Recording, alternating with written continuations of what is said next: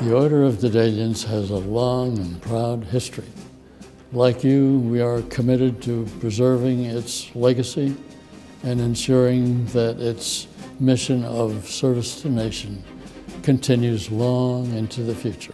Since its founding in 1934, the membership of the Order of Daedalians has varied in size, but it has always remained a top-flight military aviation fraternity, and we intend to keep it that way. Nevertheless, as the nature of air power changes, we in the Daedalian leadership feel it's very important to take a strong look at ourselves in the mirror to ensure that membership eligibility, which had its last major update in 1953, keeps up with new realities and does not keep worthy flyers from joining our ranks. To put it simply, if the Daedalians want to continue what it's been doing for the last 82 years, it's time to act. We need the Daedalian membership to better reflect military air power today.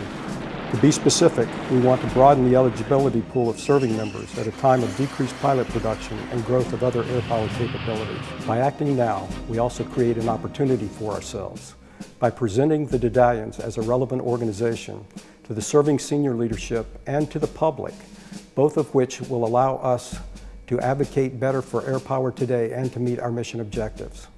To see why we need to act, it's important to look at where we've been and where we're going. When we looked at the future of the organization and how we would maintain and grow as an elite group, we first asked ourselves, what do we want the organization to stand for today, and what is our purpose? The answer to both of these questions demonstrated to us that we need to act now.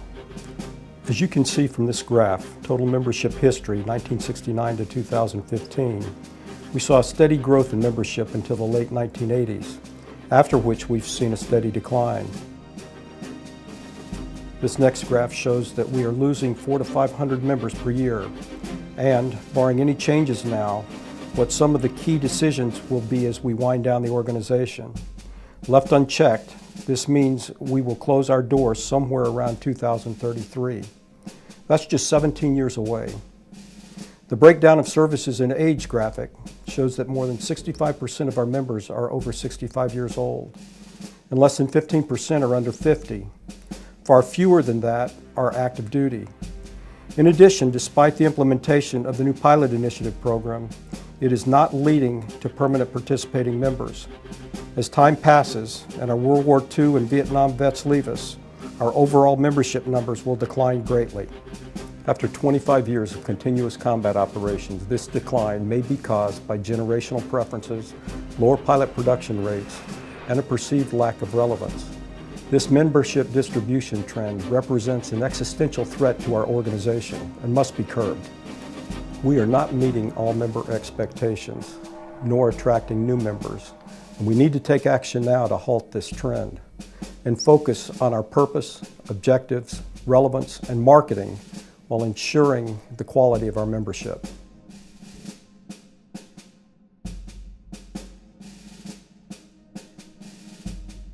We are at a pivotal point in our history, much like 1953, when the founders voted to expand eligibility to include pilots beyond World War I flyers only. So what do we need to do? With our tenets and objectives as a guide, we identified 5 action items to address the challenge. Action 1. Create a mission statement to provide a clear, committed, and stated purpose. The new mission statement should read, advocate for air and space power and honor those who flew and fly in defense of our nation. Action 2, amend our objectives for relevance. Delete the current Objective 1 since it was elevated to the new mission statement and add a new Objective 1, which should read, support Air Power's current total force, active, Guard, Reserve, and Civil Air Patrol. Then amend Objective 6 by replacing the word pilot with aviator. The precedent was set for this change in May 2015 when the Order presented its Exceptional Performance Award to an F-15E crew. The new Objective 6 should read, recognize exceptional performance by military aviators. Action 3, market the value of the Daedalians to the following 6 target groups, to include current members, non-members, active duty senior leadership, and external audiences and donors. We must show these groups individually why they need to either stay, join, support, or give. Action 4, establish a committee to review and make recommendations for changes and relaunch of the new pilot initiative to ensure its long-term effectiveness. Action 5, expand membership eligibility and change the bylaw to read, quote, named member, a commission/warrant officer or WASP, in any component of the United States Armed Forces who is a pilot, navigator, combat systems officer, naval flight officer, air battle manager, astronaut, RPA pilot, or flight surgeon who is accepted as a member to perpetuate the membership of a founder member. Only 2 named members are authorized for any one founder member. The basis of this change reflects the 7 rated categories found in AFI 11-402, citing Title 10 authority. And again, the basic justification for the change is to have the Daedalian membership better reflect military air power today while continuing to honor the names of those who first flew in defense of our nation. The Board of Directors has already approved action items 1 through 4 in accordance with our bylaws. And now we seek your approval and a vote of yes on action item 5 to expand our membership eligibility. To sum up, we're a great organization with a proud history and a bright future ahead if we do now what must be done. And when it comes to membership, we're an organization in rapid decline. So actions must be taken now. So what do we need from you? We need your support and your vote of yes to expand the membership eligibility for this great organization. In 2015, your Daedalian Foundation awarded more than 100 scholarships to college ROTC cadets. We taught 25 young men and women to fly, and we presented Daedalian medals to over 1,300 exemplary junior ROTC cadets. To continue this great work, I urge you to vote yes to expand our membership eligibility.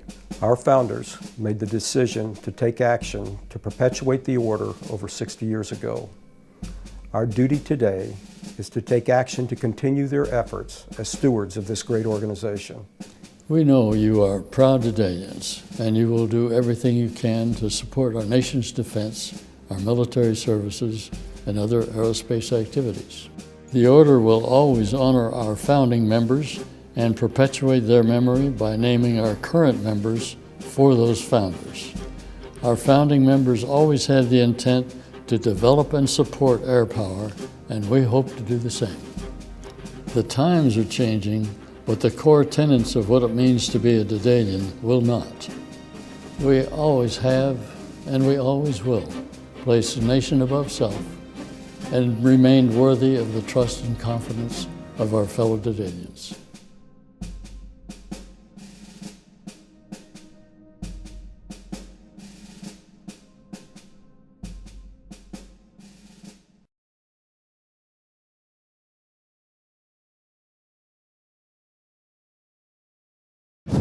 For those of you who don't know who I am, I'm Colonel Keith Ward. I'm the Vice Wing Commander at the 163rd Attack Wing out in California.